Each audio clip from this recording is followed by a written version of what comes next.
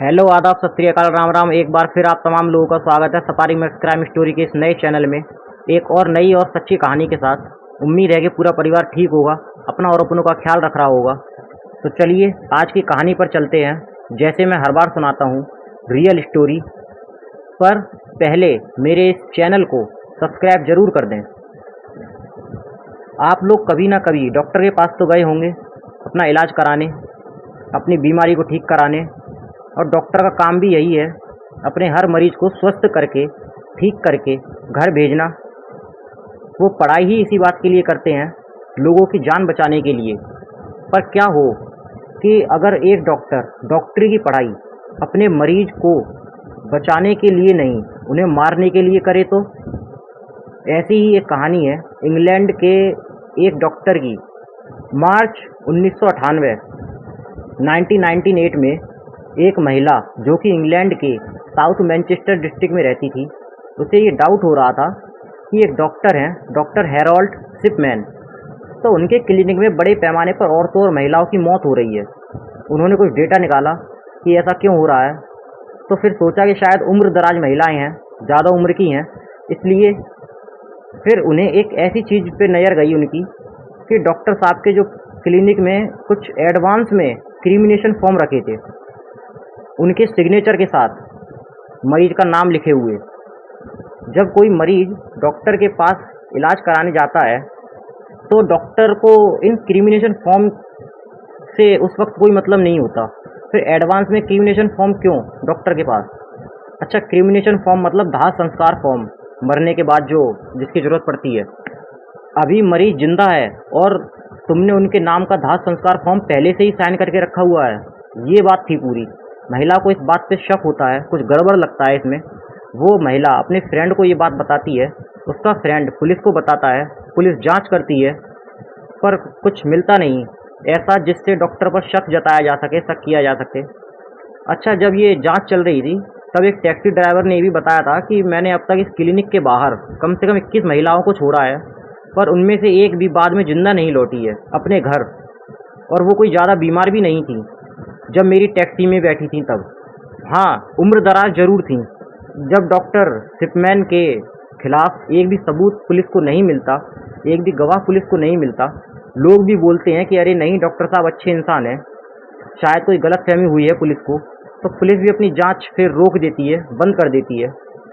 अब मार्च से अप्रैल, मई, जून 3 महीने बीत गए, पुलिस को कुछ नहीं मिलता। 3 महीने में पुलिस अपनी जांच भी छोड़ देती है।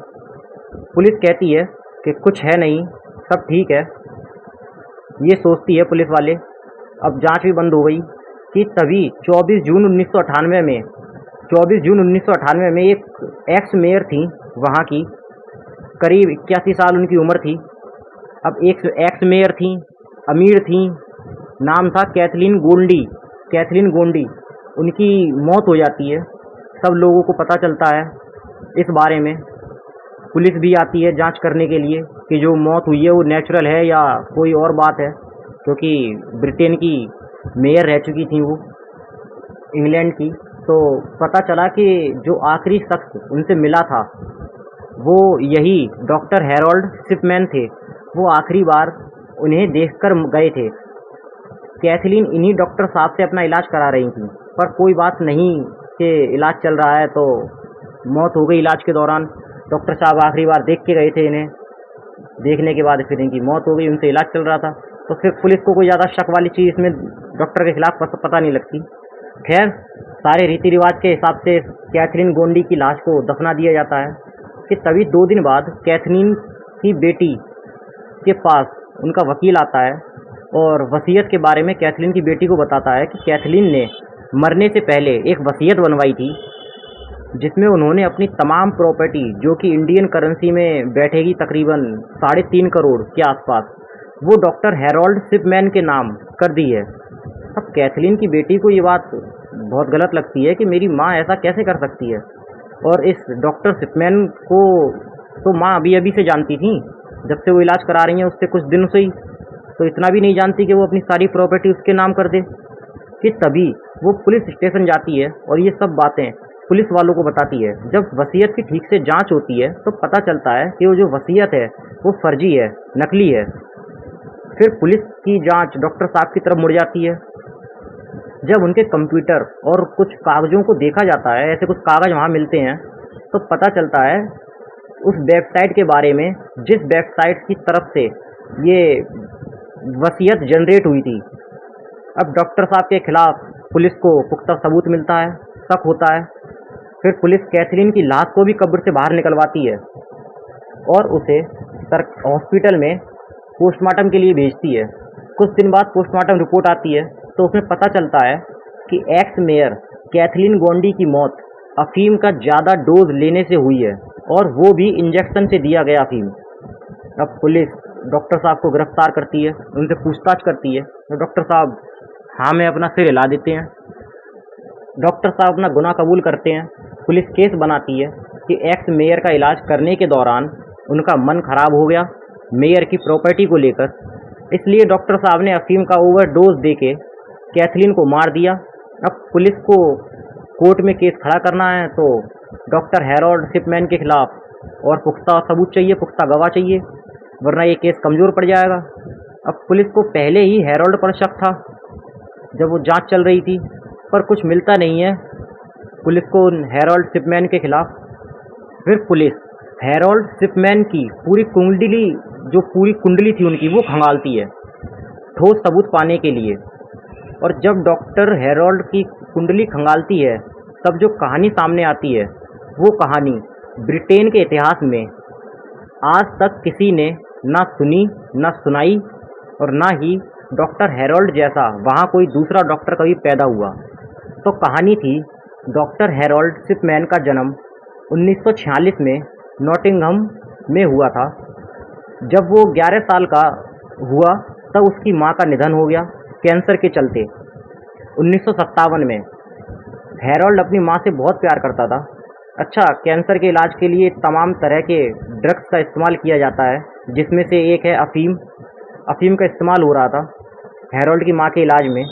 अच्छा, अफीम भारत में तो बैन है, अगर कोई शख्स पकड़ा जाता है अफीम के साथ तो समझो कि वो तो गया जेल में लंबे समय के लिए। पर ब्रिटेन में अफीम पर कोई पाबंदी नहीं है। खैर, माँ की मौत के बाद हैरोल्ड सोचता है कि अब मैं डॉक्टर बनूंगा, पर लोगों को बचाने के लिए नहीं, लोगों को मारने के लिए डॉक्टर बनूंगा। हैरोल्ड ग्रेजुएशन करता है, उसके बाद डॉक्टरी की पढ़ाई करता है। डॉक्टरी की पढ़ाई करने के बाद वो डॉक्टर बन जाता है। उसे कैंसर से हुई उसकी माँ की मौत एक तरह से पागल कर देती है। अब डॉक्टर बनने के बाद 1970 में उसने अपनी प्रैक्टिस शुरू कर दी थी। अब धीरे धीरे ये लोगों का ठीक ठाक इलाज करने लगा और डॉक्टर और मरीज का जो रिश्ता ही विश्वास वाला होता है, मरीज के लिए डॉक्टर तो भगवान है। अब इलाज के दौरान लोग भी जानने लगे कि डॉक्टर हैरोल्ड अच्छा इलाज करते हैं, पर हैरोल्ड के दिमाग में तो कुछ और ही चल रहा था। वो सोचता है कि अगर मैं लोगों को अब मारना शुरू कर दूं तो 2, 4, 6 मौत के बाद पुलिस मुझे पकड़ लेगी, मैं जेल चला जाऊंगा। हैरोल्ड इन सब बातों पर बहुत सोचता है कि तभी उसे ख्याल आता है कि मैं केवल महिलाओं को ही मारूंगा, और वो भी जो उम्र दराज महिलाएं होंगी, ताकि सबको लगे कि नेचुरल डेथ है। 50 से ऊपर जो ज़्यादा उम्र की महिलाएं होंगी उनको मारूंगा ताकि नेचुरल डेथ पता लगे। अब डॉक्टर हैरोल्ड शिपमैन 1970 में पहली महिला को मारता है। वो क्लिनिक आती है अपना इलाज कराने, उम्र करीब 50 प्लस थी। डॉक्टर हैरोल्ड उस लेडीज़ का इलाज करते हैं, उसका विश्वास जीतते हैं, उससे बातें करते रहते हैं और बातों ही बातों में फिर धीरे धीरे उन्हें अफीम का डोज भी देने लगते हैं।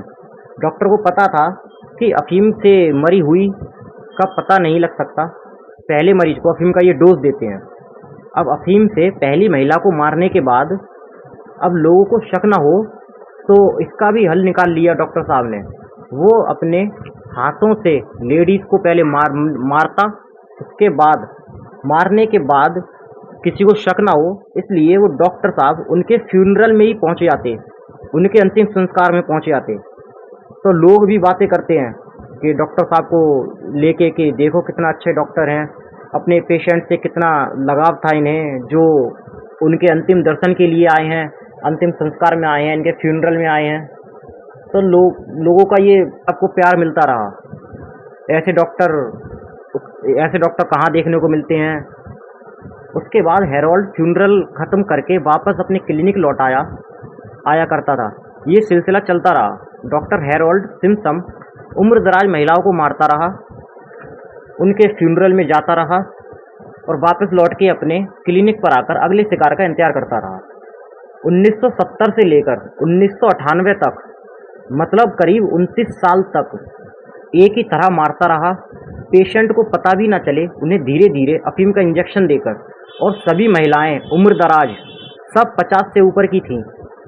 और मारने के बाद उन्हें वही काम करना था, हत्या करी और उनके फ्यूनरल में जाना, दुख जताना और फिर वापस आके अपने अगले शिकार की तलाश में लग जाना। शिकार खुद चल के आएगा उनके पास, उनके क्लिनिक में। पता नहीं कैसा डॉक्टर था ये, तन की पागल जो कह लो। पर डॉक्टर का अब नाम भी हो रहा था। कुछ टीवी चैनल पर तो डॉक्टर हेरोल्ड ने इंटरव्यू भी दिया था। लोग अच्छा डॉक्टर समझते थे उन्हें। ये सिलसिला चलता रहा, पर किसी को भी जरा सी भी भनक तक नहीं लगी कि डॉक्टर हेरोल्ड शिपमैन अपनी डॉक्टरी की आड़ में आके कर क्या रहा है। अब जब ये सारी चीज़ें तफ्तीश में आई सामने, उस एक कत्ल के बाद, तो पुलिस के भी रोंगटे खड़े हो गए। अब जब गिनती शुरू हुई, अच्छा ये डॉक्टर भी मारने के बाद फ्यूनरल में जाता, तो आधा डेटा वहाँ से मिला, आधा डेटा हॉस्पिटल से। तो टोटल महिलाएं आई 250 और सब की सब 50+। बस एक थी जो यंग थी, 41 साल उम्र थी, 41। बाकी सब 50+। और जब कुछ लाशों का एग्जामिनेशन हुआ तो वही अफीम निकला उनकी बॉडी से इंजेक्शन के थ्रू। पुलिस और 15 लाशें निकालती है, जिन्हें मरे तो करीब 28-29 साल हो चुके थे। पर उनके रिश्तेदार मना कर देते हैं कि अब छोड़ो, क्या करना, इतना टाइम हो गया, अब जो होना था हो गया। खैर पुलिस को भी पता है कि उनके पास अब ठोस सबूत है, वो केस को कमज़ोर नहीं होने देंगे। लिस्ट थी 250 लेडीज़ की, लिस्ट तो 250 लेडीज़ की मौत की बनी थी, पर सज़ा केवल 15 लेडीज़ की मौत के लिए सुनाई गई डॉक्टर हेरोल्ड शिपमैन को। कोर्ट डॉक्टर हेरोल्ड शिपमैन को उम्र कैद सुनाता है, उम्र कैद की सज़ा। उम्र कैद मतलब पूरी ज़िंदगी जेल में, कोई पैरोल नहीं, कोई कुछ नहीं। जब तक जिंदा रहोगे तब तक ताउम्र जेल में रहोगे, बाहर नहीं निकलोगे बिल्कुल भी, एक दिन के लिए भी नहीं, एक सेकंड के लिए भी नहीं। कि तभी 13 जनवरी 2004 को सुबह 6:20 पर डॉक्टर हेरोल्ड शिपमैन जेल में अपने ही सेल में फांसी लगा लेता है। उसने कहा था जेल स्टाफ से एक रात पहले कि मेरा मरने का मन कर रहा है। मात्र 6 साल ही जेल में रहा था डॉक्टर हेरोल्ड।